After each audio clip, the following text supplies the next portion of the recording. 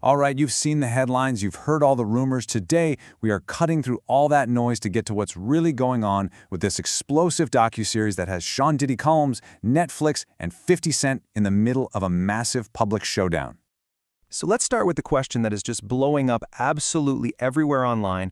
Is this 50 Cent Diddy documentary a real thing, or is it just some kind of internet hype that's gotten out of control?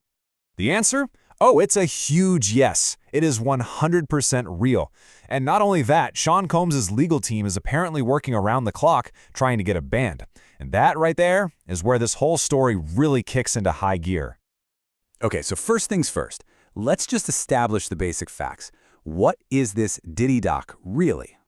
Well, its official title is Sean Combs, The Reckoning. And no, this is not some fan-made clip on YouTube. This is a huge 4-part docuseries that Netflix dropped for the whole world to see on December 2nd, 2025. So who's pulling the strings here? Well, the executive producer is, you guessed it, Curtis 50 Cent Jackson, Combs' longtime rival. But, and this was a smart move, to try and counter those inevitable claims of bias, he brought in Alex Stapleton, who's an independent, award-winning director, to actually helm the project.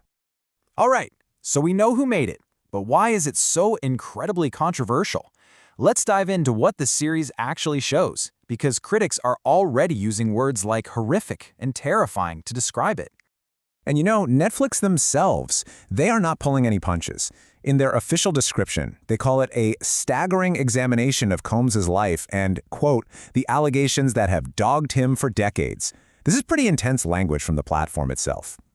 So how do they build their case? It's basically a mix of 3 key things. You've got these powerful new interviews with alleged victims, former employees, and even some of the jurors from his trial. Then there's the classic archival footage from the height of the Bad Boy Records era. And then, and this is wild, they have never before seen hotel footage of Combs himself filmed right before his 2024 arrest. And all that footage comes together to tell this very specific story. It shows his unbelievable rise from an intern to a billionaire. Then it argues that all that fame and power created a shield that protected him. And then it dives right into these shocking allegations from people who were once deep inside his circle, like Cassie Ventura and Aubrey O'Day. But here is the most unbelievable twist. A huge part of this series uses footage that Combs filmed himself for his own documentary project. And in these clips, you can literally see him talking about his fear of losing the narrative. And now, that very same footage is being used to define that narrative for him. The irony is just staggering. Okay, so to really understand the timing of all this, why now? We've got to look at the legal situation. See, this isn't just some random documentary. Its release is clearly tied to the fact that Sean Combs is currently in federal prison. I mean, just look at this timeline. You can see how fast this all went down. He was hit with a federal indictment in September 2024. An 8-week trial happened in 2025, and by October 3rd of that same year, he was sentenced. It was a truly stunning fall from grace. Now, this right here is a really crucial point that a lot of people get wrong. The jury actually acquitted Combs of the biggest charges, things like racketeering and sex trafficking. But they did find him guilty on 2 counts of transportation for prostitution, and these were connected to his notorious freak-off parties. And the sentence for that conviction? 50 months. That's a little over 4 years in federal prison. Just a stark number that completely changed everything for him overnight. And it's also really important that we separate the 2 major legal battles. You had the civil lawsuit brought by his ex-partner Cassie Ventura. That's the one that settled in just 1 day. But that was totally separate from the criminal case, which was brought by the U.S. government. And that's the one that led to the conviction and the prison sentence. 2 different things. So all of that legal drama really sets the stage for what we're seeing now. A very public, very high-stakes war over the documentary itself. It's really a fight over who gets to write the final chapter of the Sean Combs story.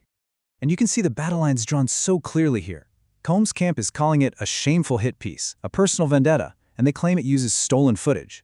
But on the other side, Netflix and 50 Cent are firing right back, saying this is about public interest, holding power accountable, and that all the footage was legally obtained. So what is Combs' team actually doing about it? Well, they're launching a 3-pronged attack. First, they're publicly denouncing it as an illegal hit piece. Second, they've sent a formal cease and desist letter straight to Netflix. And third, and maybe most importantly, they are actively appealing the criminal conviction that the whole documentary is based on. So what are the critics saying? The first reviews are just intense. The Guardian calls it horrific, adding, "You can see why he wants it banned." The Independent says it's terrifying and exhausting. The general consensus seems to be that the story is incredibly powerful, but the fact that it's being produced by a bitter rival, well, that raises some unavoidable questions about bias. So, when you pull it all together, you can see exactly why this thing has completely exploded online. It's just the perfect storm, right? You've got a bitter celebrity feud, a massive legal battle playing out in public, and some genuinely shocking revelations.